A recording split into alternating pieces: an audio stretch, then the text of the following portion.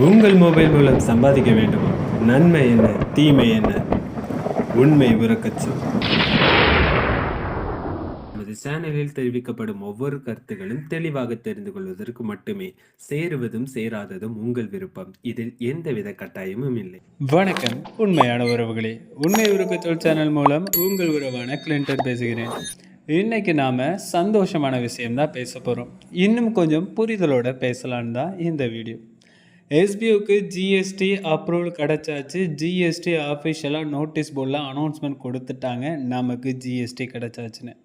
ஆனால் இவ்வளோ நாள் நடந்த சிக்கல் என்ன தெரியுமா? இந்த ஜிஎஸ்டினா என்னன்னு தெரியுமா? இதை பற்றி நாம் தெரிஞ்சுக்க ஆசைப்பட்டிருக்கோமா? ஒரு ஆன்லைன் ஜாப்பு நம்ம போகிறோம்னா இந்த ஜிஎஸ்டினா என்ன, அந்த கம்பெனிஸ்லாம் ஏன் அந்த ஜிஎஸ்டிங்கிறது நம்ம கையில் வாங்குறாங்கங்கிற கொஞ்சம் யோசித்து பார்த்துருக்கீங்களா? இது எல்லாமே ஒரு பிஸ்னஸ் மைண்டடாக உள்ளவங்க மட்டும்தான் யோசிக்கணும். இல்லை, நாமளும் ஒரு ஜிஎஸ்டின்னு நம்மக்கிட்ட ஒன்றை காமிக்கிறாங்கன்னா அதை தெரிஞ்சு அது உண்மையா அது பொய்யா ஜிஎஸ்டியை வச்சு கொஞ்சம் கம்பெனிஸ் எல்லாம் வெரிஃபை பண்ணிடலாம். அதே மாதிரி தான் இப்போ நம்மளுடைய ஜிஎஸ்டி, அதுவும் SBO private limited trademark register ஆகியிருக்க ஸ்கூல் ஆஃப் பிஸ்னஸ் ஆர்கனைசேஷனுக்கு கிடச்சிருக்குது. இது மிகப்பெரிய ஒரு சந்தோஷம். ரொம்பவே சுலபமாக நோட்டீஸ் போர்டில் ஜஸ்ட் ஒரு மெசேஜ், அவ்வளோதான். ஸோ எஸ்பிஓக்கு எப்போவுமே நாங்கள் சாதிச்சிட்டோன்னு சத்தமாக பேச தெரியாது. சைலண்ட்டான சந்தோஷம் தான் நம்ம எஸ்பிஓக்கு. போராட்டம் எவ்வளவு வேணால் சந்தோஷம், போராட்டம் எவ்வளவு பெரிய ஆர்ப்பாட்டமாகவும் இருக்கும், ஆனால் பேராட்டம் அது சைலண்ட்டாக மட்டும்தான் இருக்கும். எஸ்பிஓக்குள்ளே எப்போவுமே அப்படி தான். இப்போ இந்த ஜிஎஸ்டினா என்னன்னு எனக்கு தெரிஞ்சளவு நான் ஷேர் பண்ணுறேன். உங்களுக்கு ஏதாவது தெரியும்னா கண்டிப்பாக மறக்காமல் கமெண்ட்டில் சொல்லுங்கள். நம்மளுடைய உண்மை உறவுகள் எல்லாருமே தெரிஞ்சுக்கட்டும். எனக்கு தெரிஞ்சு நான் தவறாக சொன்னாலும் நீங்கள் கமெண்ட்டில் சொல்லுங்கள். கண்டிப்பாக நான் அதை கேட்டு தெரிஞ்சுக்கிறேன், திருத்திக்கிறேன். ஜிஎஸ்டி, இந்த ஜிஎஸ்டிங்கிற ஃபுல் ஃபார்மே குட் அண்ட் சர்வீசஸ் டேக்ஸ். இந்த ஜிஎஸ்டி ஏன் உள்ளே கொண்டு வந்தாங்கன்னா, எனக்கு தெரிஞ்சு எல்லாருக்குமே இது ஒவ்வொரு நேமாக நான் மென்ஷன் பண்ண விரும்பலை. ஒரு பேசிக்காக பாமர மக்களுக்கும் புரிகிற மாதிரி சொல்கிறேன். நான் தமிழ்நாட்டு மாநிலத்தில் உள்ளவன், நான் வேறு ஒரு மாநிலத்தில் போய் நான் ஒரு பொருளை வாங்குகிறேன். தமிழ்நாட்டில் ஒரு விதமான டேக்ஸ் உண்டு, வேறு மாநிலங்களில் அவங்களுக்கு ஏற்ற மாதிரி ஒவ்வொரு விதமான டேக்ஸ் உண்டு. இந்த ஜிஎஸ்டிங்கிறதுக்கு வர்றதுக்கு முன்னாடி இப்படி வேறு வேறு மாநில ரீதியாக அந்த ஜிஎஸ்டி, இந்த டேக்ஸுங்கிற ஒவ்வொரு பொருளுக்கும் ஒவ்வொரு வரிகள் உண்டு. இந்த வரிகள் எல்லாத்துக்குமே இது வித்தியாசமாகுது. இடத்துல இருந்து இன்னொரு மாநிலத்தில் போய் அந்த பொருள் வாங்கும்போது இதில் ரொம்பவே சங்கடங்கள் இருக்குது. இதுக்காகவும் சில மறைமுக வரிகள்னு சொல்லலாம், இன்டைரக்ட் டேக்ஸ். ஸோ இதுக்காகவும் இந்த ஜிஎஸ்டிங்கிறத கொண்டு வந்தாங்க. இந்த ஜிஎஸ்டி மூலமாக இந்த இதில் நம்மளுடைய எஸ்பிஓ ஏன் ஜிஎஸ்டி ரெஜிஸ்டர் பண்ணணும்? எஸ்பிஓ ஒரு சர்வீஸ் பேஸ் கம்பெனி. நமக்கு ஜிஎஸ்டியில் இந்த சர்வீஸ் பேஸ் கம்பெனி, இ-காமர்ஸ், இவங்க எல்லாருக்குமே வருடத்திற்கு 20 லட்சத்துக்கு மேலே அவங்களுடைய இன்கம் இருக்குது, அவங்களோட டேர்ன்ஓவர் இருக்குன்னா கண்டிப்பாக அவங்க ஜிஎஸ்டி ஃபைல் பண்ணியிருக்கணும். இது கட்டாயம். 20 லட்சத்துக்கு உள்ள அவங்க ஒரு சர்வீஸ் பேஸாவோ இல்லை இ-காமர்ஸ் பேஸாவோ அவங்க மூவ் பண்ணிக்கிட்டு இருந்தாங்கன்னா அது நோ ப்ராப்ளம், அவங்க ஜிஎஸ்டி ஃபைல் பண்ணியிருக்கணுங்கிற அவசியம் இல்லை.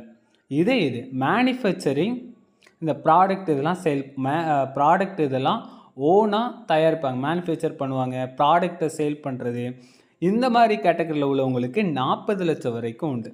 அதையும் தாண்டி அவங்க இருக்காங்கன்னா கண்டிப்பாக அவங்க ஜிஎஸ்டி ஃபைல் பண்ணியிருக்கணும். இதுதான் இந்த ஜிஎஸ்டி ஃபைல் பண்ணுறதுல கொஞ்சம் விதமாலாம் உண்டு. இந்த லிமிட் இதெல்லாம் பார்த்துட்டிங்களா? ஸோ இந்த இதில் ப்ராடக்ட் மேனுஃபேக்சர் பண்ணுறதுக்கும் சரி, சர்வீஸுக்கும் சரி நமக்கு 20 லட்சங்கிறது இருக்குது. நாம் சர்வீஸ் பேஸான கம்பெனிஸ். ஸோ நம்ம எதையுமே நாம் தயாரித்து நாமளே வியாபாரம் பண்ண போகிறவங்க கிடையாது, நாம் டிஜிட்டல் மார்க்கெட்டிங் மூலமாக பண்ணுறவங்க. அப்போ நம்ம இடத்துல இந்த மாதிரி இருக்குது. ஸோ இதில் மந்த்லி ஜிஎஸ்டி ரிட்டர்ன் ஃபைல் பண்ணணும். இந்த மந்த்லியில் இன்புட் அவுட்புட் 2 விதமாக உண்டு.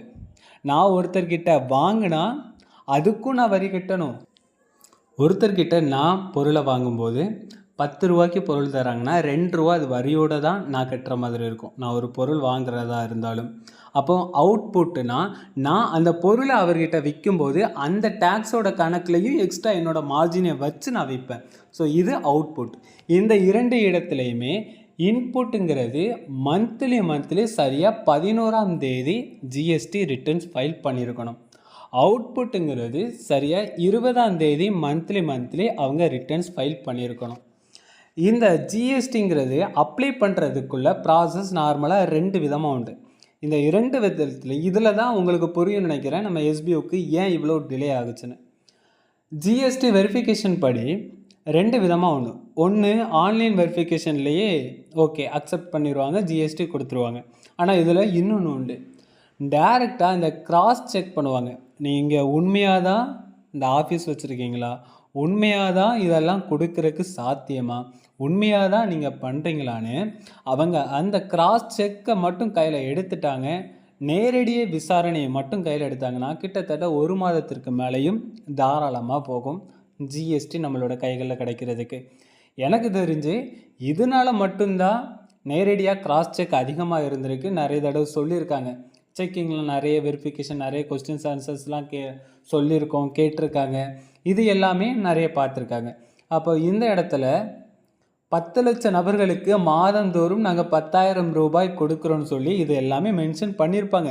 அவங்களோட இன்கம் சோர்ஸ் என்ன மாதிரி பண்ண போகிறோம், மந்த்லி எவ்வளோ வரப்போகுது, இது எல்லாம் அவங்க வெரிஃபை பண்ணி கவர்மெண்ட் ரூல் படி எல்லாமே ப்ராப்பராக அந்த லைன் படி தான் அப்ரூவல் பண்ண முடியும்னு சொல்லியிருந்துச்சு. இப்போ அது எல்லாமே சரியாகி நம்மளோட எஸ்பிஓவில் ஜிஎஸ்டி ஃபைல் பண்ணியாச்சு. இந்த ஜிஎஸ்டிலாம் உண்மையாக பொய்யான்னு சொல்லி அந்த நம்பர்லலாம் நம்ம தெரிஞ்சுக்கிறது எப்படி நம்ம பார்க்கலாமா? எஸ்பிஓ உண்மையாகவே இந்த சர்டிஃபிகேட்டில் உண்மையாகவே ரெஜிஸ்டர் பண்ணியிருக்காங்களான்னு செக் பண்ணிடலாமா? இதே மாதிரி நீங்கள் எப்போவுமே ஒரு இடத்துல தேடுங்க. தேடும்போது நிறைய புரிதல் வரும், நிறைய கேள்விகள் வரும். கேள்விகள் வந்தாலே கண்டிப்பாக உங்களுடைய வாழ்க்கை உங்களோட கைகளில் தான்.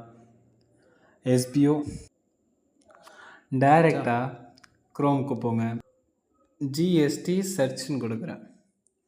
கொடுத்து வந்துட்டேன்னா நான் இதில் தான் பார்த்தேன். ஜிஎஸ்டி நம்பர் சர்ச்னு கொடுத்துட்டேன், ஆன்லைன் வெரிஃபிகேஷன். அப்போ இந்த enter company name or GST number, நீங்கள் நம்பரிங் வேணான்னு கொடுக்கலாம். ஜிஎஸ்டியில் தெரியுது பார்த்தீங்களா, இந்த நம்பர் கொடுக்கலாம். இல்லைனா நேமை கூட கொடுக்கலாம். நான் ஸ்கூல் ஆஃப் பிஸ்னஸ் ஃபுல் ஃபார்மாக கொடுக்குறேன். ஓகே கொடுத்துட்டேன், சர்ச் கொடுத்துட்டேன். கொடுத்த பிறகு இங்கே பாருங்கள் ரெஜிஸ்டர் பண்ணியிருக்காங்க. ரெஜிஸ்டர் பண்ணி உண்மையாகவே அந்த சைட்டில் இருக்குது. ஸோ ஜிஎஸ்டி அப்ரூவல் கிடச்சது உண்மை தான். ஓகே, நீங்கள் தெளிவாக தான் பார்க்குறீங்க. இப்படி தான் நம்ம செக் பண்ண வேண்டியது. ஓகேவா? இதில் வியூமர் கொடுத்தாலும் டீட்டெயில்ஸ் வரும். ஸோ ஃபுல் டீட்டெயில்ஸ் உங்களுக்கு தேவையானது தெரிஞ்சுக்கலாம். இந்த மாதிரி ஒவ்வொரு சைட்லேயும் ஒவ்வொரு விதமாக இருக்கும். ஓகே, ஸோ இந்த வீடியோ உங்களுக்கு யூஸ்ஃபுல்லாக இருந்துச்சுன்னா மறக்காமல் கமெண்ட் பண்ணிடுங்க. நீங்களும் இதை தெரிஞ்சுக்கிட்டிங்கன்னா ஒரு லைக்கை பண்ணிவிட்டு உங்களுடைய எஸ்பிஎஃப் எவ்வளவு பொறுமையாக இருக்காங்களோ அவ்வளவு விதம் நேர்மையாக இருக்காங்கன்னு அர்த்தம். இதை எஸ்பிஎஃப் ஃபேமிலிஸ் எல்லாரும் புரிஞ்சுக்கோங்க. அடுத்தது வித்ராவல் ஒர்க்கு ஸ்டார்ட் ஆகுறது, இருக்க இஷ்யூஸ் எல்லாம் கிளியர் பண்ணிவிட்டு பர்ஃபெக்டாக நம்ம ரன் பண்ணுறது எல்லாம் நடக்கும். நன்றி உறவுகளை அடுத்த வீடியோவில் சந்திக்கலாம்.